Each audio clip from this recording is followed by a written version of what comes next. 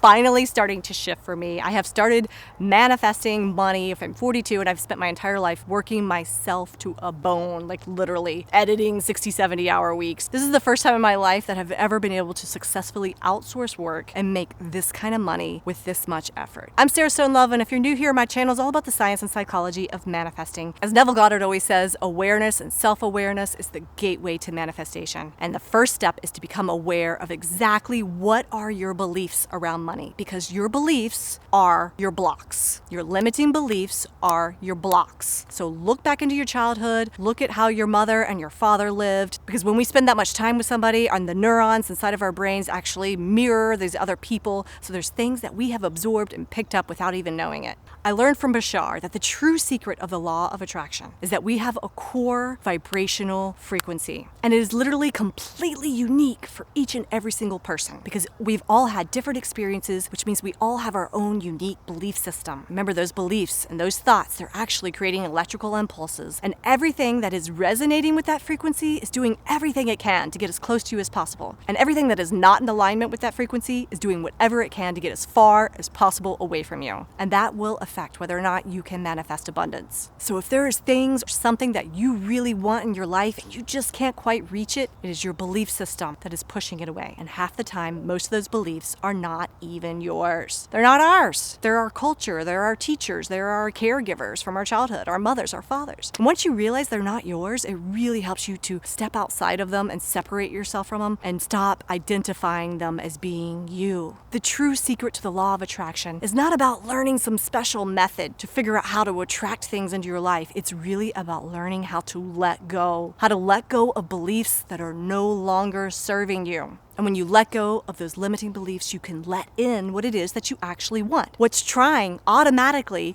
to get to you. That's why manifesting is always called effortless, because once you let go of those old beliefs, it is effortless. So here's the steps that I used. Some of these I learned from Mandy Morris, some of these I learned from Bashar. It's a mixture of different teachings. But here's the things that I'm using that is helping me to start manifesting money with no effort. So I'm gonna list the steps really quick and then I'll explain them. Step 1, identify your beliefs about money. Step 2 is to find out if this belief is even yours, which will help you to separate from it. Step 3, find the perceived reward, the function or the job or the reason why you're holding on to it. And the next step is to rewrite the belief to align with your dream. And what I really love about Mandy is she teaches the 1% rule. Because sometimes if you just start saying, I am wealthy, it can feel like a lie. And when does it feel true to you, you're actually pushing it further away. I know that over time of repetition, that will actually start to work if you keep doing it. But for some people, shift the belief 1%. Something that your subconscious can get on board with. And the last step is to find evidence in your reality to support your new belief. Step 1 was to identify your limiting beliefs about money. Some of the best ways to do this, guys, is just to take a step back and look at your life. Your life is a reflection of your subconscious mind. It's a reflection of your belief system. Another great way is to get out your journal and just start doing some automatic writing. Another thing is you can ask yourself, if I were to become wealthy,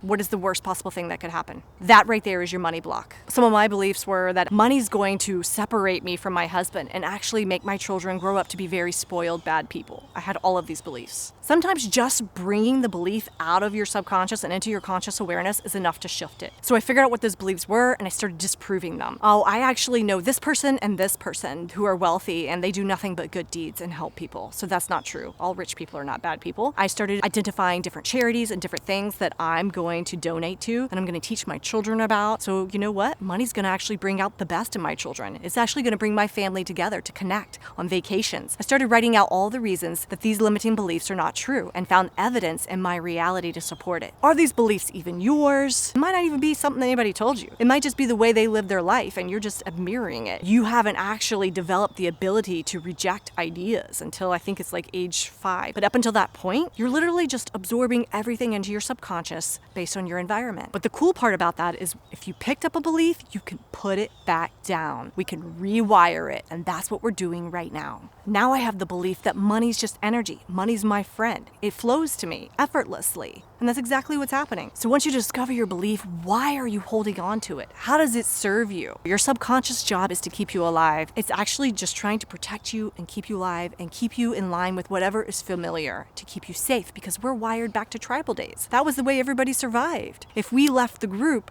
if we wandered off, if we ate something new, we might die. And our subconscious is actually still wired from that. It's the whole reason I was holding on to this belief money could change you. My subconscious was trying to protect my family, protect me from losing the things that are most important to me. So this is all coming from a place of love. I know it doesn't feel like it sometimes. Your subconscious is actually just trying to back you up. Here's an overview really quick. Identify the limiting beliefs that are no longer serving you. Separate yourself from them by figuring out, are they even yours? Or where did they come from? Find the perceived reward, the job, or the function, the reason you're holding on to that belief. And then shift your belief 1% every day and find evidence in your reality to support your new belief.